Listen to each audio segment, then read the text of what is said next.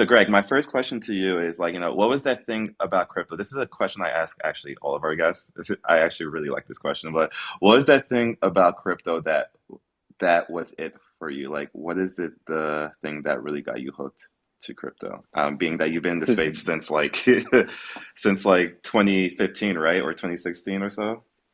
well, I mean, depends on what you define as the space. Or So full I got time. into, Yeah. yeah, I got into Bitcoin in 2010. So I'm going to bifurcate your question because I think getting into Bitcoin is different than getting into crypto. Because, like I said, I Yeah. didn't understand the technology when I got into Bitcoin. I just understood the concept of Bitcoin. I didn't really care how it was achieving that goal at the time. So I guess Bitcoin I was interested in because I thought it was a better reserve currency for the world. I still do.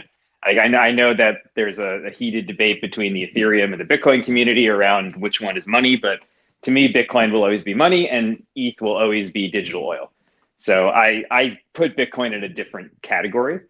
What made me understand the power of blockchain technology and what it had this potential to remove intermediaries. So I mentioned I was a trader. We mainly traded on the CME. Now, one year, the CME, which is the Chicago Mercantile Exchange, they decided to raise trading fees by 20% overnight. And I was doing a relatively high volume of trades in a given day. And this was just devastating to my bottom line.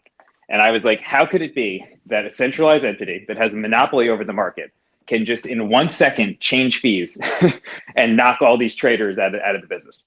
So at the time I mentioned I was on BitShares. And BitShares had all these different assets, bit assets. They had BitUSD, but they also had BitOil, BitGold, et cetera. And what made blockchain click for me was that, oh, I can actually trade all of these things without the CMA.